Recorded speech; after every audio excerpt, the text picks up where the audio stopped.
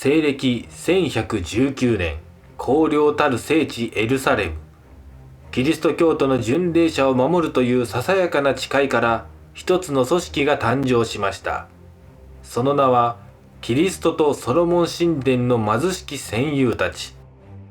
後に世界史の表舞台で最も輝き、そして最も悲劇的な終焉を迎えることになるテンプル騎士団です。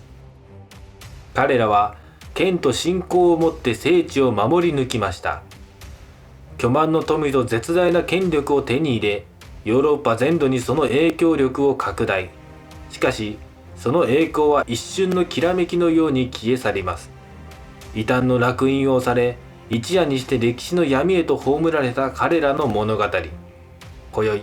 私たちはこの謎に満ちた騎士団の栄光、繁栄、そして滅亡の真実をたどります。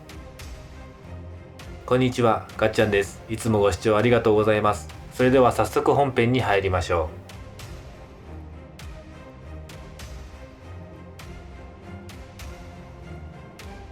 う。テンプル騎士団の始まりは驚くほどつつましいものでした。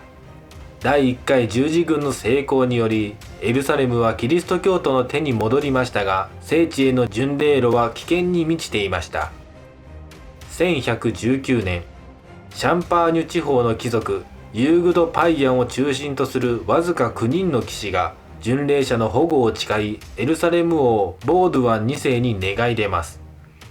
王は彼らにかつてのソロモン神殿の跡地とされるアル・アクサーモスクの一部を居住地として与えました。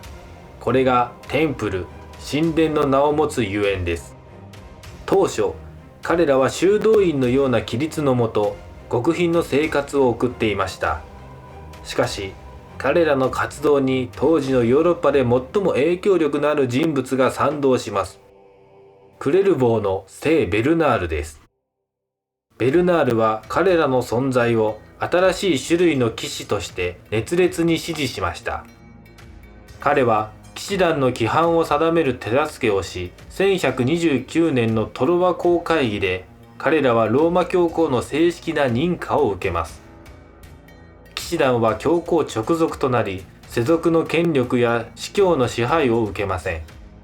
これは彼らがヨーロッパ全土で独立した活動を展開するための決定的な基盤となりました。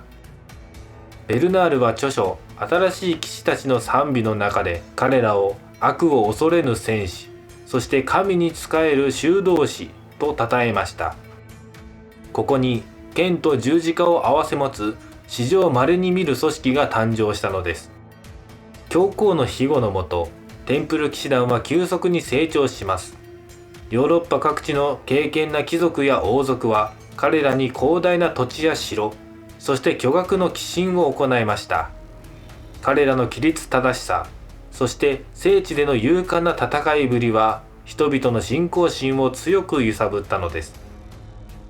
彼らは十字軍を支える聖地最大の戦闘部隊となりました。白地に赤い十字の紋章を掲げた彼らの部隊は戦場における精鋭中の精鋭です。彼らは常に最前線で戦い、退却を許されず、壮絶な戦いを繰り広げました。ヒッティーンの戦いなど多くの戦いでその有名を轟かせます。しかし、彼らの影響力は戦場だけにとどまりませんでした。彼らはヨーロッパ全土に広がる草原や強固な城塞、そしてネットワークを活用し、史上初の国際的な金融システムを構築したのです。聖地への巡礼者や多額の資金を移動させる商人は、テンプル騎士団のヨーロッパの拠点に資金を預け、彼らが発行した一種の小切手や為替手形を持って聖地へと向かいました。エルサレムの騎士団の拠点でこの手形を提示すれば、安全に資金を受け取ることができたのです。そして当時としては画期的な安全かつ効率的な送金システムであり、彼らは瞬く間にヨーロッパ最大の銀行家となりました。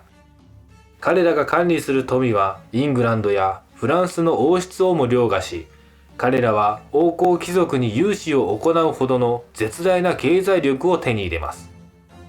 彼らは単なる騎士団ではなく、巨大な軍事力、経済力、そして政治的影響力を持つ一つの独立した国家のような存在となったのです。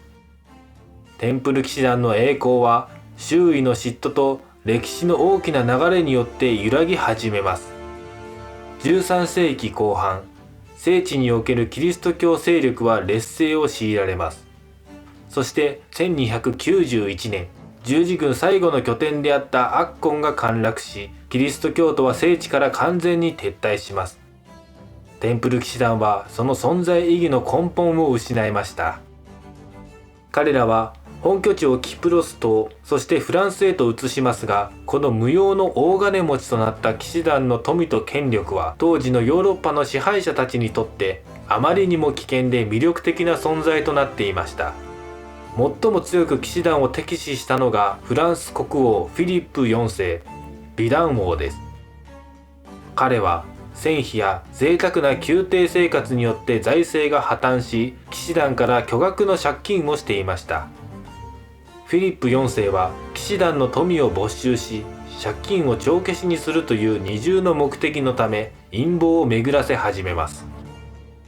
彼は教皇ボニファティウス8世との対立を乗り越え、自国の司教たちを掌握し、さらに新たな教皇クレメンス5世をフランス国内に迎え入れることに成功します。これにより教皇権をも操る力を得たフィリップ4世は、その力をテンプル騎士団の破綻へと向けたのです。1307年10月13日金曜日。この日は西洋史において後に不吉な金曜日として語り継がれることになります。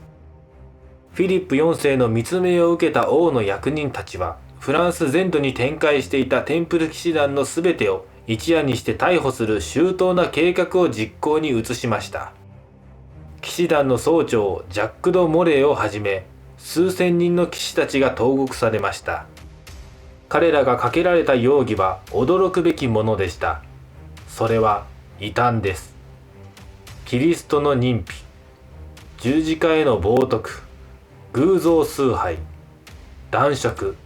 といったおよそ敬虔な騎士団とはかけ離れた罪状が次々と突きつけられました。もちろんこれらは虚偽の告発でした。しかし恐るべきはその後の異端審問の過程です。王室の役人たちは拷問をもって騎士たちから自白を引き出しました。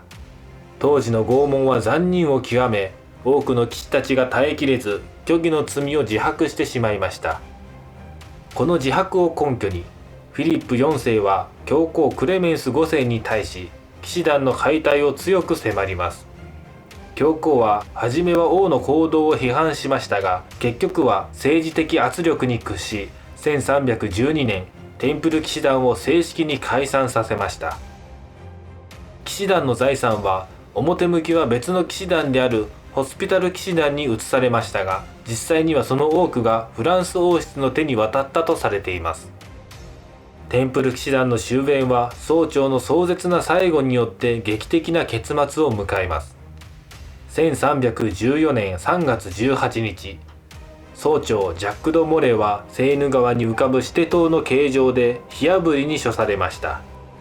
最後の瞬間まで彼は異端の罪を否定し、自白は拷問による虚偽だと叫びました。そして炎の中で彼はフランス国王フィリップ4世と教皇クレメンス5世に対し、神の裁きを受けるよう呪いの言葉を投げかけたと伝えられています。神よ、私たちに誤りがあれば、やがて神の裁きによって証明されるだろう。教皇クレメンス、国王フィリップ、我々の死から1年以内に神の御前で弁明することになるだろう。驚くべきことに、教皇クレメンス5世はそのわずか1ヶ月後に急死。そして国王フィリップ4世もその年のうちに謎の病で倒れ、この世を去りました。この出来事はテンプル騎士団の呪いとして中世の人々を震撼させました。テンプル騎士団は滅びましたが、彼らの伝説は現代まで生き続けています。彼らが残した莫大な富、そして謎の教義や儀式は現代のフリーメイソンや多くの秘密結社との関連がささやかれ、創作の源泉となってきました。彼らはキリスト教文明の守護者として、そして巨大な権力を持つ銀行家として歴史を動かしました。そしてその悲劇的な最後は、権力と富がもたらす栄光と滅亡の究極の物語として私たちに語りかけ続けているのです。本日の動画は以上となります。ご視聴ありがとうございました。今後も様々な歴史について解説をしていきたいと思いますので、少しでも面白いなと思ってくださった方は、ぜひ高評価、チャンネル登録よろしくお願いします。それでは皆さんまた次回お会いしましょう。がっちゃんでした。